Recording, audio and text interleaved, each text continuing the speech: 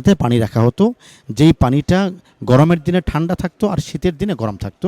আমার যেন আয়েশার ঘরে এমন অনেক বর্ণনা আমরা পাই যে দিনকে দিন চলে গিয়েছে কিন্তু ঘরে খাবার জুটেনি।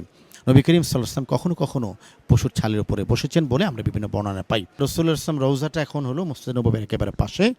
আপনি যদি আমার সাথে একটু আসেন, এই পাশটা হলো আমার যেন আয়েশার ঘর। রাসূল করিম সাল্লাল্লাহু আলাইহি ওয়াসাল্লাম মসজিদে নববী থেকে বের হয়ে আমার যেন আয়েশার ঘরে প্রবেশ করতেন। আমার যেন আয়েশার ঘরে এমন অনেক বর্ণনা আমরা পাই যে দিনকে দিন চলে গিয়েছে কিন্তু ঘরে খাবার জুটেনি।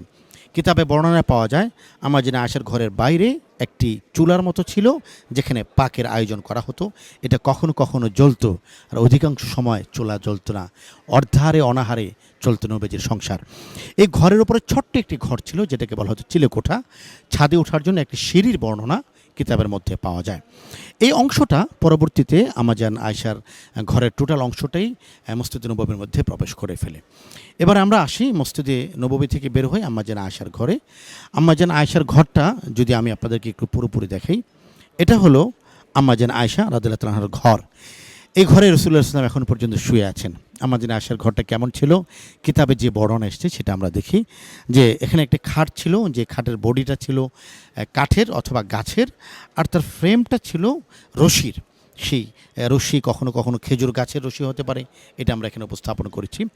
একটি পানির মশ ছিল, আপনি যদি একটু ভিতরে আসেন, পানির মশ ছিল বকরিকে অর্থাৎ ছাগলকে জবাই করার পরে যে চামড়াটা হয়, পুরো চামড়াটাকে প্রসেসিং করে শুকিয়ে এটাতে পানি রাখা হতো, যেই পানিটা গরমের দিনে ঠান্ডা থাকতো আর শীতের দিনে গরম থাকতো। এই ধরনের একটা মস্ক পাওয়া যায় আম্মাজান আয়েশার ঘরে। নবীজি যে ধরনের পানপাত্র দিয়ে পানি খেতেন এটি আমরা এখানে দেখতে পেয়েছি। পশুর ছালের ওপরে বসার একটি প্রবণতা আরব সমাজে ছিল। নবী করিম সাল্লাল্লাহু আলাইহি ওয়াসাল্লাম কখনো কখনো পশুর ছালের উপরে বসেছেন বলে আমরা বিভিন্ন বর্ণনা পাই। এই ধরনের আয়োজনগুলো আম্মাজান আয়েশার ঘরে ছিল।